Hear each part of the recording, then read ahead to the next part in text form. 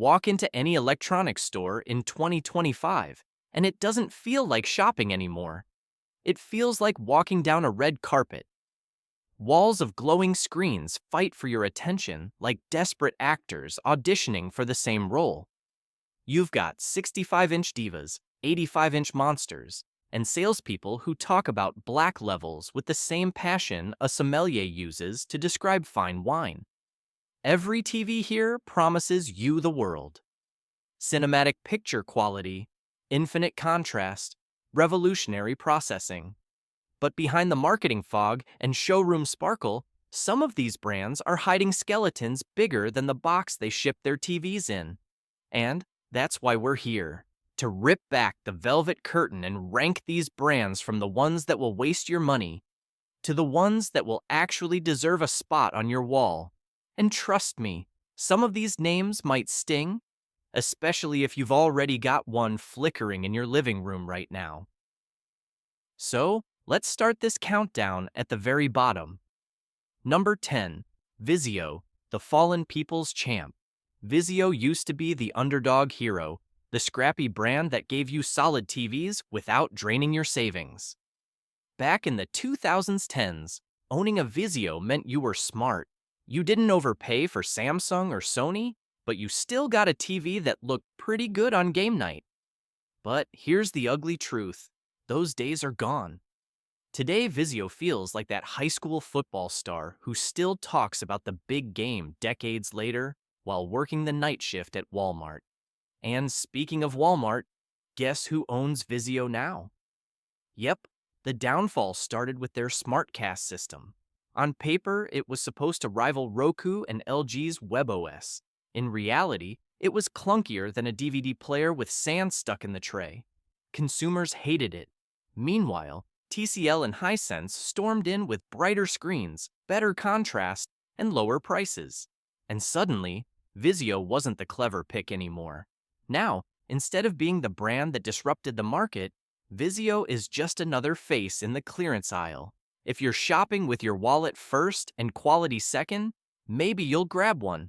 But make no mistake, the people's champ got knocked out, and it's not getting back up. Number 9. Philips, US version. The Great Identity Crisis. Here's a fun trick question. Is Philips a good TV brand? The answer depends entirely on where you live. In Europe, Philips is still respected. Built by TP Vision, their sets offer strong performance, solid OLED panels, and even some neat features like Ambilight that bathe your wall in colors to match the screen. Over there, buying a Philips still feels like a premium choice. But in the US, forget it. The Philips name here is basically leased out to Funai. And Funai TVs are about as premium as a gas station hot dog. It's the same logo, but what you get inside is bargain bin quality that couldn't shine next to a mid-range TCL. Think of it this way. In Europe, Philips is a 5-star hotel with valet parking and champagne at check-in. In America, Philips is the sketchy roadside motel that still has Color TV written on the sign out front. So unless you live across the Atlantic, Philips in the US isn't worth your money, your time, or the space on your entertainment center. Number 8. Panasonic, the comeback kid, sort of. Panasonic is like that old rock band you thought had broken up for good, only to hear they've announced a reunion tour. After vanishing from the US TV market for a full decade, Panasonic came back in 2024, and critics were cheering like it was the return of the Beatles. And to be fair, the performance is solid. Their OLED and mini LED models deliver gorgeous picture quality, great color accuracy, and the kind of craftsmanship that reminds you why Panasonic was once a titan in home electronics. Globally, the brand never really lost its shine. They've been killing it in Japan and Europe for years. But here's the catch. In the US, the lineup is tiny.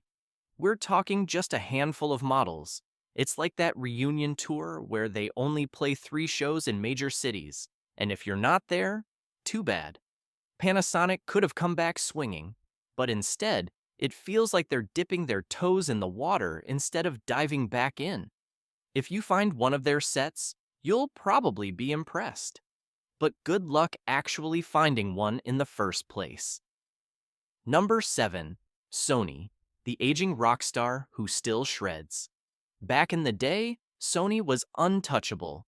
If you grew up in the 80s or 90s, you probably remember the Trinitron. That glowing box was the crown jewel of living rooms across America.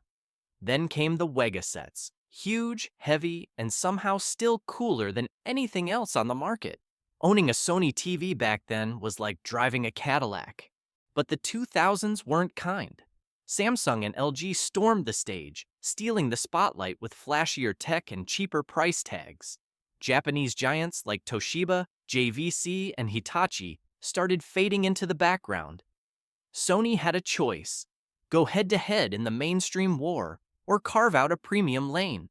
They chose the second option, and here's the thing, it worked.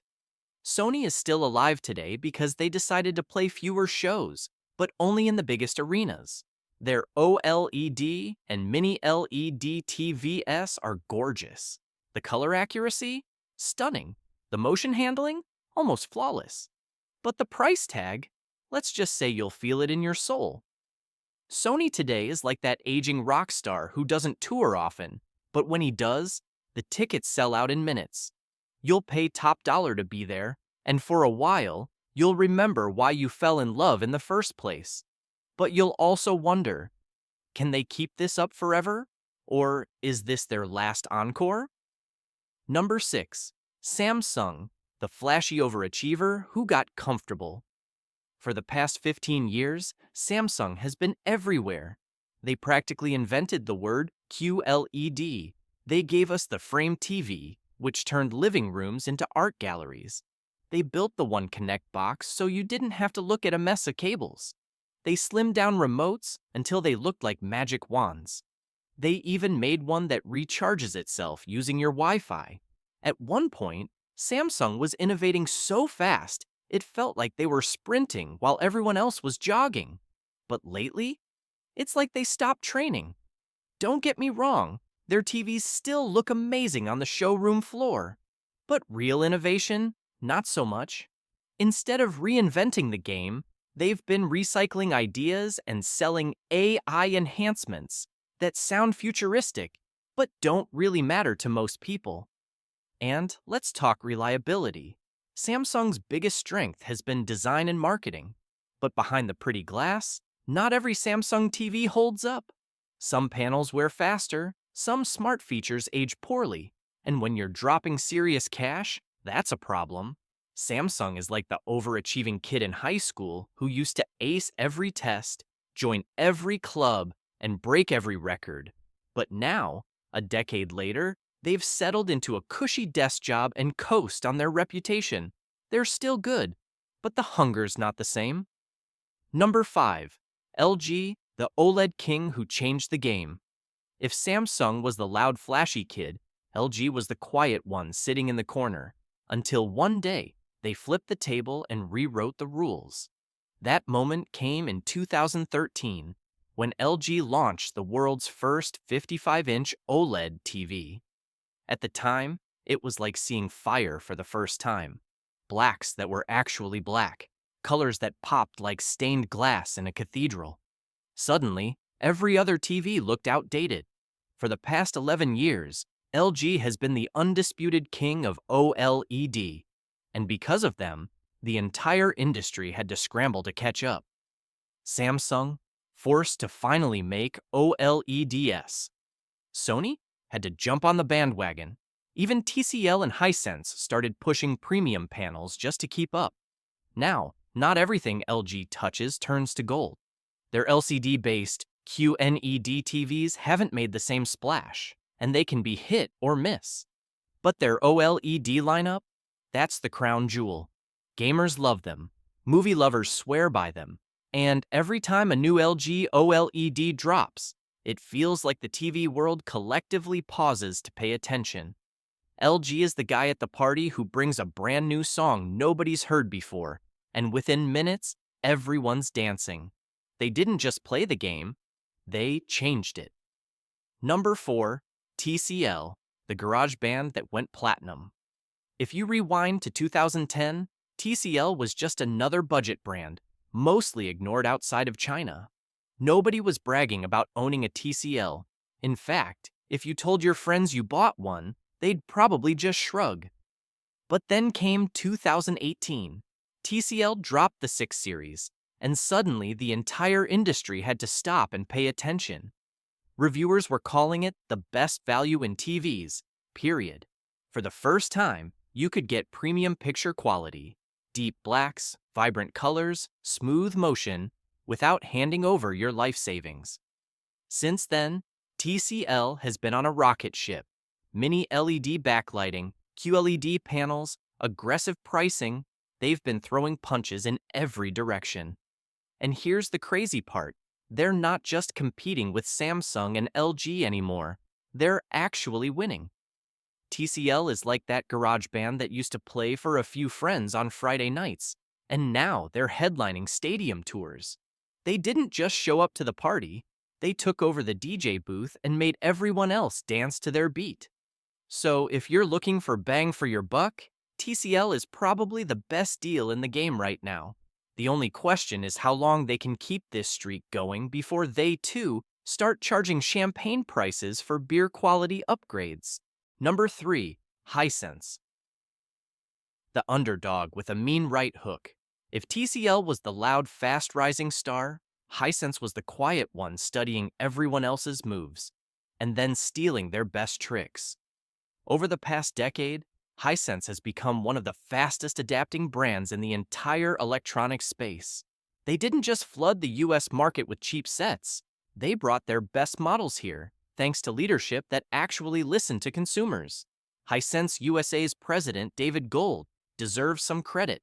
He pushed for America to get the same high-quality models other countries were already enjoying, and it paid off big. Today, Hisense is rolling out QLEDs, mini LEDs, and even a jaw-dropping new RGB mini LED technology in their 116-inch flagship beast. That's right, 116 inches. We're not even talking TV at this point. That's a wall of pure cinematic flex. What makes Hisense dangerous is their price-to-performance ratio. Samsung and Sony want you to sell a kidney for their flagship models. Hisense looks at that and says, we'll give you 90% of the performance for 50% of the price. And consumers are eating it up. Hisense is the underdog fighter who walks into the ring underestimated, then knocks out a heavyweight in the second round. If the big players don't keep innovating, Hisense is going to take their lunch money and their fans. Number 2, Sharp, the king who lost his crown. There was a time when Sharp was the undisputed king of big screens. If you wanted a massive TV back in the 2000s, Sharp was the brand. Their AQUOS line was legendary, the kind of thing that made your neighbors jealous and your wallet cry. But then came the collapse. Financial troubles hit, Hisense swooped in and took over, and Sharp disappeared from the US market. For years, they were a ghost. The brand that once defined big screen was reduced to a nostalgic memory. Now, Sharp is trying to come back. Owned by Foxconn, they've started clawing back their rights and testing the waters in America again. But let's be honest, the comeback hasn't exactly been smooth. Their attempt to re-enter the US market was, let's just say, less than triumphant. Sharp today is like a 90s rock band reuniting for a world tour. The name still draws a crowd, and the fans are curious. But when the music starts, you can't help but notice they don't have the same energy they used to. The talent is there, the legacy is undeniable, but is it enough to win over a new generation that's already dancing to TCL and Hisense? The jury's still out. Sharp could reclaim its glory, or it could fade into another remember when story. Either way, the nostalgia factor alone keeps them higher on this list than the brands we already roasted. Number 1, Roku and Amazon, the silent invaders. Roku and Amazon don't even build TVs in their own factories, but that's exactly why they're dangerous. They don't care about panels or bezels. They care about owning the ecosystem in your living room. Roku started as a streaming stick, Amazon with Fire TV. Today, both names are plastered on full sets. And here's the scary part. Some of them are actually good. Roku's interface is clean, fast, and simple. Amazon sets tie you into Alexa, Prime Video, and every other part of their empire. This isn't about picture quality anymore. It's about control. While Samsung, LG, and Sony fight over who has the deepest blacks or the brightest HDR, Roku and Amazon are making sure that every time you turn on your TV, you're locked into their world. That's the real power move. So next time you're staring at a wall of glowing screens in the store, remember, half of what you see is just marketing. Pretty demos, fake acronyms, shiny bezels. The question isn't which TV looks best today. It's which one will still be worth a damn 5 years from now. Choose wisely, and your TV will be the quiet workhorse of your living room. Choose poorly, and you'll be back in that aisle again, wondering how you got fooled twice. And if you want more brutal truth, no-nonsense rankings, and the kind of advice the big brands wish we'd shut up about, hit subscribe and join us here at Frugal Choice. Your wallet and your living room will thank you.